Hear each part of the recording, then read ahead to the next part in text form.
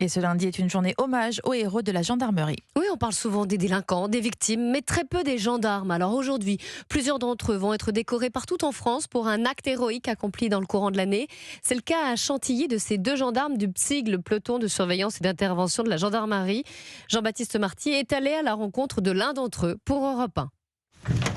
Tous les matins, en ouvrant son casier, Jason fixe avec émotion la photo de sa fille qu'il n'aurait jamais pu revoir. La raison, une intervention périlleuse face à un dealer un matin de novembre 2024. Je me suis retrouvé en tête de colonne avec un de mes camarades. L'individu qui se trouvait à l'intérieur du domicile a fait usage de son arme. Mon camarade a eu un mouvement de recul assez particulier du poids du bélier. Pensant qu'il était blessé, j'ai effectué un tir de riposte. Le trafiquant de drogue se réfugie derrière un frigo, puis est interpellé. Ce jour-là, on est vraiment passé proche d'un drame. L'usage des armes a vraiment frôlé mon collègue qui se trouvait de l'autre côté de la porte. C'est vraiment joué à rien. En quoi c'est important pour vous de recevoir cette médaille? C'est une sorte, entre guillemets, de récompense des actes réalisés par mon camarade et moi, parce qu'on est plusieurs récompensés sur cette affaire. C'est gratifiant quand même d'avoir une récompense comme celle-ci.